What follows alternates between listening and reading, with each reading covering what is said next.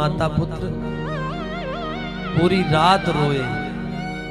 प्रातःकाल वशिष्ठ जी आए और भरत जी को समझाए, भरत देखो अभी रोने का समय नहीं है, तुम्हारे पिताजी का शरीर अभी सुरक्षित रखा गया है, जाओ अपने पुत्र की पिताजी की अंत्येष्टि क्रिया करो।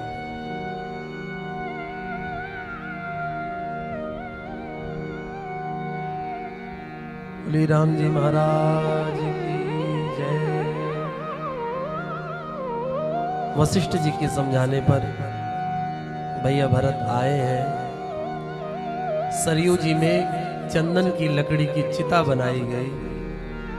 उस चिता में महाराज दशरथ के पार्थिव शरीर को रखा गया और भैया भरत ने अग्नि संस्कार किया। अच्छा, अग्नि संस्कार जैसे महाराज दशरथ का होने लगा तो तीनों माताएं सती होने के लिए चल दी। महारानी कैकेयी, कौशल्या जी और सुमित्रा जी महाराज दशरथ के साथ चिता में बैठकर जलना चाह रहे थे। महारानी कौशल्या ने कदम बढ़ाया था कि हुआ क्या, कहा किसी ने महारानी कौशल्या के चरण पकड़ लिए। महारानी कौशल्या ने नीचे की ओर देखा तो भैया भरत चरण पकड़ के बैठे थे।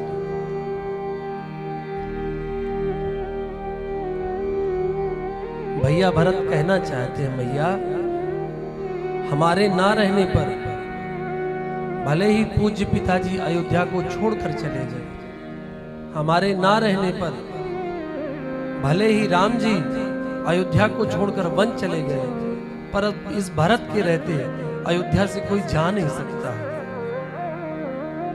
गही पद विनय मातु सब राखी, पैर पकड़ लिया। अच्छा, पैर क्यों पकड़ लिया? भैया भरत कहना चाहते हैं, भैया मेरे पिता की आखिरी इच्छा थी, वो अपने नेत्रों से अपने प्रिय पुत्र रामभद्र को राजा बनते हुए देखना चाहते थे, पर ऐसा हो नहीं सका। बीच में ही मेरे पिताजी का देहावसान हो गया।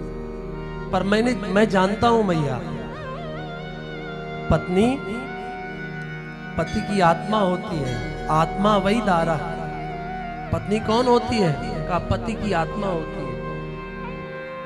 मेरे पूज्य पिताजी भले ही अपने आंखों से राम जी को राजा बनते हुए ना देखे हो, पर ये भरत आपकी आंखों से अपने पूज्य पिताजी को राम जी को राजा बनते हुए दिखाएगा, ये वचन देता हूं।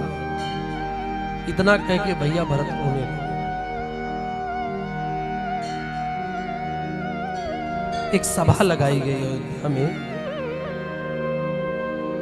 अच्छा, उस सभा का केवल और केवल एक ही निर्णय था, एक ही उद्देश्य था कि भैया भरत को कैसे भी करके अयोध्या का राजा बना दिया जाए।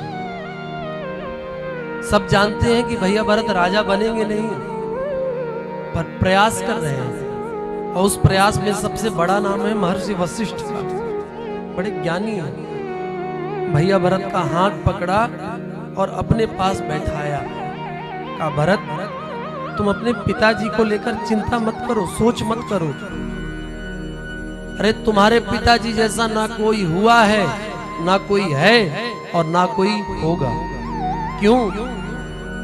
कहा उन्होंने अपने प्राण की रक्षा करने के लिए अपने प्रिय पुत्र श्री राम को 14 वर्ष के लिए वन भेज दिया और अपने प्रेम की रक्षा करने के लिए अपने प्राणों को ही राम विरह में त्याग दिया। ऐसे तुम्हारे पिता सोचनीय नहीं है। सोचनीय वो ब्राह्मण है जो वेद पाठी नहीं है। सोचनीय वो क्षत्रिय है जो प्रजा से प्रेम नहीं करता है। सोचनीय वो वैश्य है, वो व्यापारी है जो भगवान शिव की पूजा नहीं करता और आए हुए अतिथि का सत्कार नहीं करता। सोचनीय वो सेवक है जो अभिमान के वशीभूत होकर अपने स्वामी की निंदा करता है। सोचनीय वो पत्नी है जो मनमाने ढंग से अपने जीवन को जीती है। सोचनीय वो गृहस्थी है जो अपने धर्म में नहीं चलता है। सोचनीय वो सन्यासी है जो भगवान का भजन छोड़कर संसार के प्रपंच में पड़ा है। और सोचनीय वो मनुष्य है जिसे मानव तन मिलने के बाद भी भगवान का स्मरण नहीं करता है। पर तुम्हारे पिता सोचनीय भर।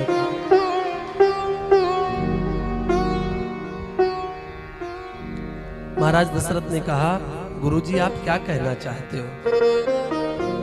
वशिष्ठ जी ने कहा, राम भैया भरत, मैं यही कहना चाहता हूं कि तुम्हारे पिताजी ने ये राजगद्दी तुम्हें दी है।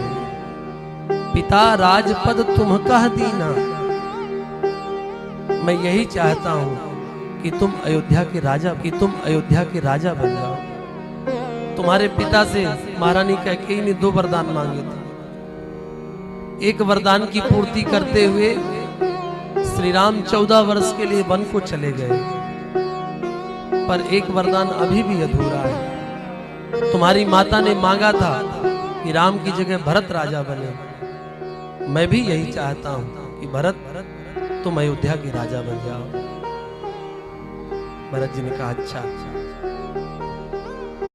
पूछा, अयोध्या के 8 मंत्री हैं जो ऋषि भी हैं, ज्ञानी भी हैं। मंत्रियों से पूछा, आप लोगों की क्या सहमति है? आप लोग क्या कहना चाहते हो? मंत्रियों ने कहा, सौंप्यो राजो राम के आए, सेवा करहूं स्नेह सुहाए। मंत्री तो राजनीति की बात कहे, भरत राजनीति यही कहती है कि आए हुए अवसर को छोड़ना नहीं चाहिए। ये मौका मिला है राजा बनने का, राजा बन जाओ। और यदि राजा बनने के बाद भी मन नहीं लगेगा ना, तो राम जी की आने के बाद राम जी को राजगद्दी सौंप देना। भरत जी ने कहा, अच्छा अच्छा। माता कौशल्या की ओर देखा। कौशल्या जी से भी मानो पूछा कि मैया आप क्या कहना चाहती हो? आप भी इस भरत को राजा बनाना चाहती हो? महारानी कौशल्या ने कहा, बेटा उचित तो वही होगा जो तुम्हारे गुरुजी कह रहे हैं। और गुरुजी यही कह रहे हैं कि भरत तुम राजा बन जाओ। सबकी बात जब भैया भरत ने सुन ली, तब उठकर खड़े हुए और प्रणाम करके कहा, गुरुजी हम आपकी बात मान तो लेंगे, पर हमारे 2-3 प्रश्न हैं, उनका मैं उत्तर चाहता हूं। वशिष्ठ जी ने कहा, हाँ भरत पूछो, क्या पूछना चाहते हो?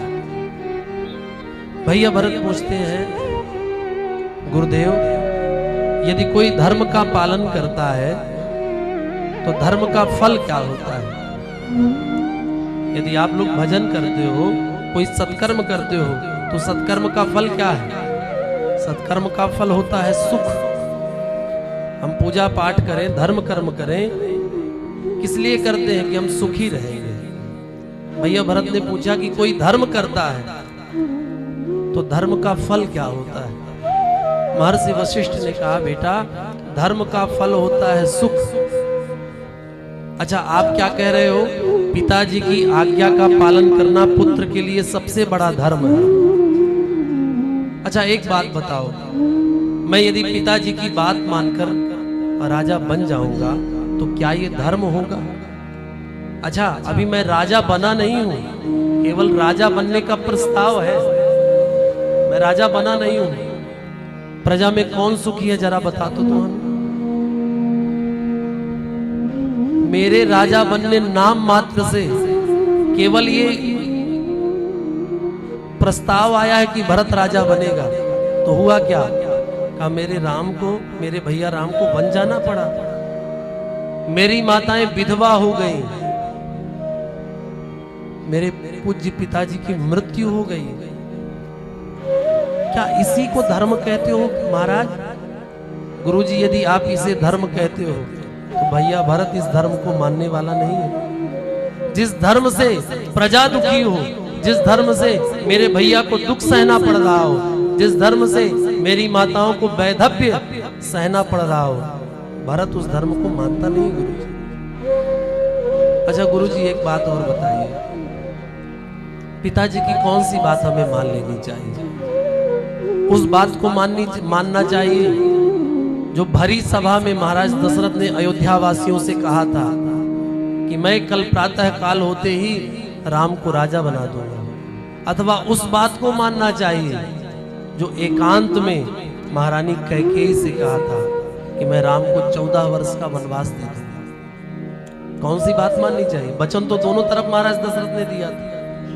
अयोध्या वासियों से कहा था कि मैं प्रातः काल होते ही राम को राजा बना दूंगा, और कैकेयी जी से कहा था कि 14 वर्ष के लिए वन भेज देता। तो पहले बताओ कौन सी बात मानूंगा? पिताजी की उस बात को मानूं जो भरी सभा में अयोध्या वासियों से कहा था, अथवा उस बात को मानूं जो अकेले में एक स्त्री से कहा था? ऐसे प्रश्न किए कि गुरुजी का मुंह ही बंद हो गया, कोई जवाब ही नहीं रहा गुरुजी के पास। अंतिम में कह दिया भैया भरत ने कि आप लोग मेरा हित किसमें समझते हो? स्वामी बनने में? आप लोग सोचते हो कि मैं अयोध्या का राजा बन जाऊंगा तो मेरा हित हो जाएगा। मेरा हित स्वामी बनने में नहीं, मेरा हित तो सेवक बनने में है। हित हमार सियपति सेवकाई,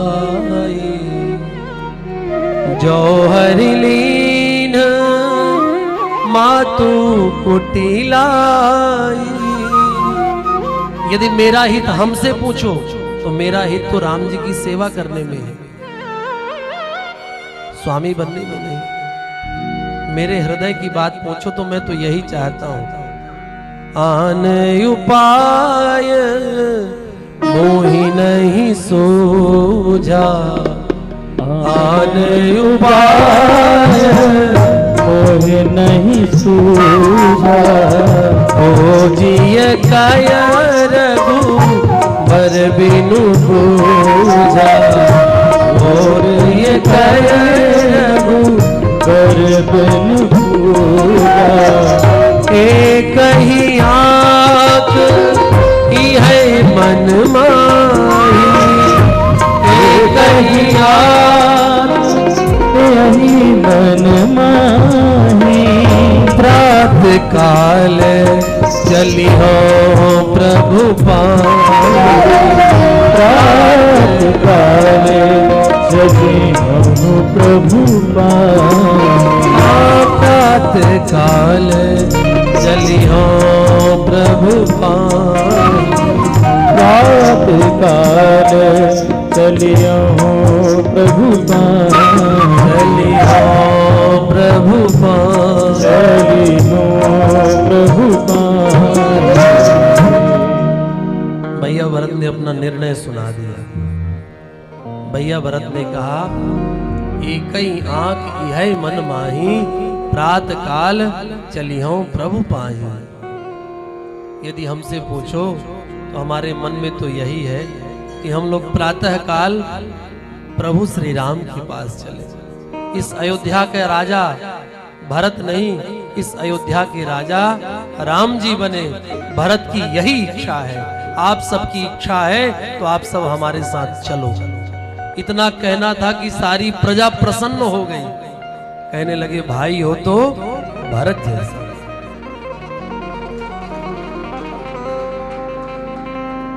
आज जमीन के थोड़े से टुकड़े के लिए भाई भाई का कत्ल कर देता है।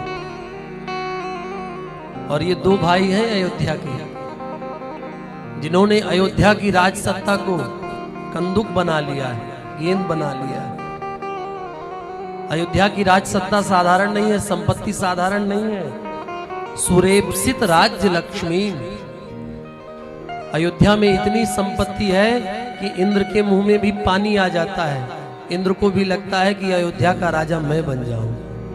ऐसी अयोध्या की राज सत्ता को राम जी ठुकरा के चले गए। अच्छा, भरत जी के पास जब ये राज सत्ता आई तो भरत जी भी उस राज सत्ता को स्वीकार कर नहीं रहे। वो कह रहे हैं इस राज्य में राम जी का अधिकार है, मेरा अधिकार नहीं। ये भारत के संस्कार हैं, भारतवासियों का विचार है। वो जमीन के टुकड़े के लिए एक दूसरे का वध करने को तैयार नहीं होते। अरे जमीन जाती है आती है, पर भाई एक बार चला जाएगा तो दोबारा फिर कभी नहीं आएगा। इसलिए भाई भाई में प्रेम रहना आवश्यक है। भैया भरत की इस बात को सुनकर कैकेयी चा सुमित्रा चा कौसल्या पयस्वनी रामानयना च संतुष्टा ययुर्याने नमास्वता। सबसे पहले कौन तैयार हुआ बन जाने के लिए? भरत जी के साथ चित्रकूट जाने के लिए सबसे पहले कौन तैयार हुआ? कहा महारानी कैकेयी सबसे पहले तैयार हुई। फिर कहा सुमित्रा जी तैयार हुई, महारानी कौशल्या तैयार हुई। भरत जी को पता चला कि महारानी कैकेयी भी जा रही है।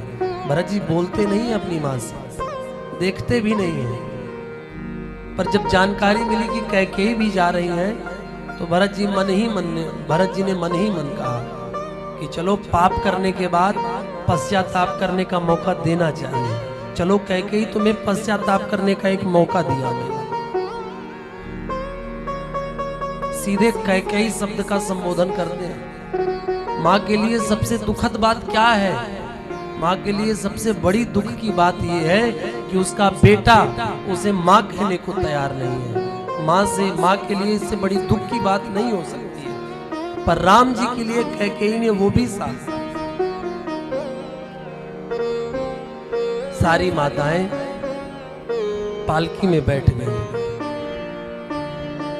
अयोध्या के सभी नर नारी आज तैयार है बन जाने के लिए, राम जी का दर्शन करने के लिए। भरत जी भी राम जी का दर्शन करने के लिए तैयार है। कौन कौन भरत जी के साथ चलेगा? चित्रकूट कौन कौन चलेगा भरत जी के साथ? जो लोग हाथ नहीं उठा रहे वो नहीं चलेंगे क्या? सब लोग चलिए, आइए भरत जी के साथ हम लोग चलते हैं। कहाँ? राम जी से मिलने।